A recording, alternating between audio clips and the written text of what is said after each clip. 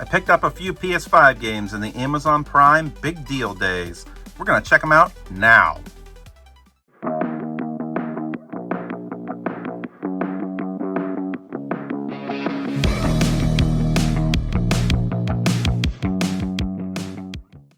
The first is Tekken 8.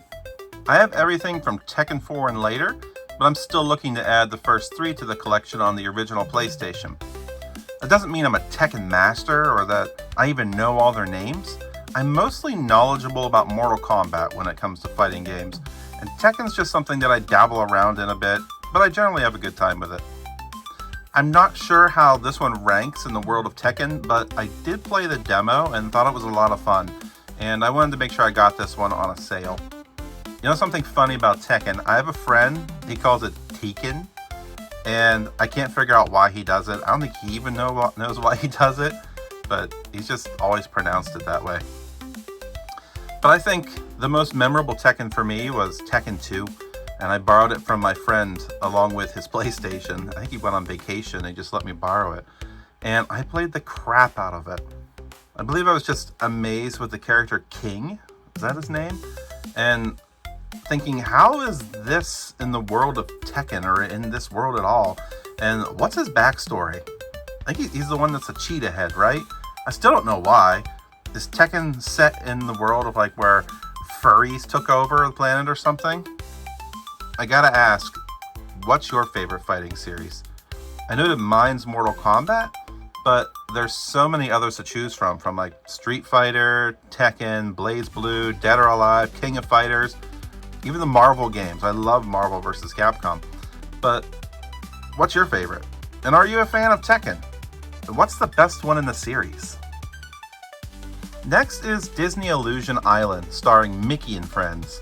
I was really drawn in by the art of this one, though I'm not a big Mickey fan, but when I was a kid, I did love Disney games on the Nintendo and the Sega Genesis, including, probably my favorite, The Adventures in Magic Kingdom. It's super nostalgic for me, because we had just gone to Disney in the previous year when I was like 5, which was probably it was the only time that I went to Disney until I was 39. So I remember thinking how cool the game was. But anyways, Illusion Island's art reminded me of one of the Mickey series that I actually do enjoy, and that's The Wonderful World of Mickey Mouse, which is a bunch of shorts. They kind of give me Ren and Stimpy or Fairly Odd Parent vibes from when I was a kid, and I really love those. So this one, it's a 2D platformer, and a friend of mine told me this is like baby's first Metroidvania. And I'm not shy about admitting that Metroidvania games are not my jam, though I did play Forged in Shadow Torch, or Fist as folks call it, last year, and I really did enjoy it. So maybe baby's first Metroidvania is right up my alley for me. To my knowledge, there's no combat in this game. It's just a bunch of exploration and puzzle solving, which is pretty cool for me. But the big selling point is the local co-op. So as my daughter gets older, she can actually participate in more games. And I'm trying to introduce her to things like this so that we can enjoy them together. And maybe in the future, she'll play games from her own collection. Next is Atomfall. Was this game a success? I never hear anyone talk about it, but it had caught my eye since it was released because the landscapes look gorgeous. It looks like an open world, or maybe a semi-open world. I'm not really sure how linear it is. I prefer games that are more linear, but the idea of a post-apocalyptic or world after some kind of a disaster, that always catches my eye. I just think that that's the most likely real-world scenario in the future, if there's any kind of like world-changing events that will happen. I don't know, it's not like this is teaching you how to survive or anything. I do like that this is part mystery game, and maybe something to get lost in. Someone said it took maybe 15 hours for them to get through, and it's less combat and more exploration. That's pretty good length if it's interesting the whole time, and I don't really need a ton of combat to stay interested in games anymore. Sometimes I just want to chill out. And since I play a lot of my games remotely lately, like I stream via the PX Play app to my Logitech G Cloud, which is a seriously great device for streaming. That battery is no joke. I can get a solid 8 to 10 hours of streaming on a single charge. sometimes these less twitchy and intense games and their controls, they really play nicely in a remote environment like that. So, Atomfall, have you played it? Let me know, but don't spoil it. It seems like a good one to dig into with the colder months approaching. Finally, there's Bleach Rebirth of Souls. Now, Bleach is a series that I seem to always dabble in. I love the concept, but unlike various Dragon Ball iterations, I can't seem to sit down and plow through the entire series.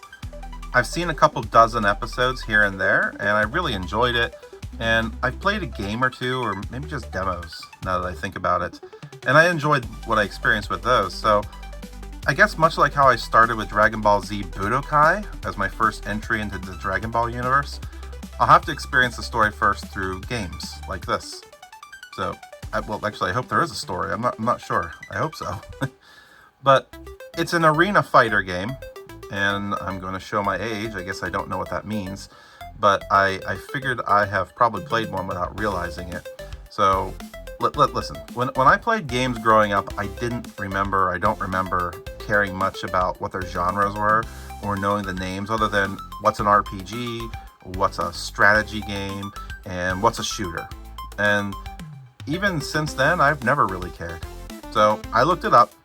Let's all get educated together here. I know you probably already know this, but it turns out that the Tenkaichi series from PS2, the Dragon Ball series, is considered an arena fighter, and I guess that makes Sparking Zero one too. So I guess I'm very familiar with arena fighters. I just didn't know what qualified as an arena fighter. The basic definition is that it's a fighting game that takes place in a larger 3D environment, sort of behind the back fighting and big flashy attacks. I don't know what else to say about this one other than I'm excited to finally dig into Bleach and experience the story for more or less the first time, and probably back into watching the shows, assuming that I really enjoy it, which is exactly what I did with the Dragon Ball Z series. I played Budokai or Tenkaichi, played that first, and then ended up watching the entire series. So maybe the same thing will happen here. There is one other, but I picked it up for my daughter for Christmas, and since she watches these videos, I'm not going to be sharing that. So, hey, just know that you have a gift coming. She's become a big fan of horror games, which is kind of cool. And there's a growing genre of kids horror titles, or at least kid-themed horror titles, like Five Nights at Freddy's, though I know plenty of adults that seem to really like Five Nights at Freddy's. I don't really enjoy them myself, but she seems to, and I figure it's a good problem-solving skills at the very least. And no, it is not a Five Nights at Freddy's game. So, that's a small pickup from the Amazon sale. I rarely buy any games at full price anymore. With a backlog, it kind of makes sense to wait for a $20 game or a sale like that. So, unless it's rare or you really want to play something immediately, which I did with Expedition 33 this year, for example. I pre-ordered that, and something I will do next year, assuming the new Wolverine game comes out next year, I will definitely be getting that on day one and paying full price for it. Ugh, that's gonna hurt. But, hey, did you pick up anything from the sale in your collection? I'm curious how you prioritize your collection or play your games. If you play them. I hope you play them. I've collected many things over time, and the ones that I enjoy the most are where I can actually use the things that I collect, whether it's video games, or I used to collect knives, trading card games like Magic the Gathering, and I dabble in Star Wars Unlimited right now, or even things like firearms. I have an old military firearms collection, and they're absolutely beautiful pieces of work. But video games have been something that stuck with me ever since I was 4 or 5, and back then when my dad pulled out the Atari 2600 from a corner. But anyways, as usual, thanks for joining me, and let's build a collection.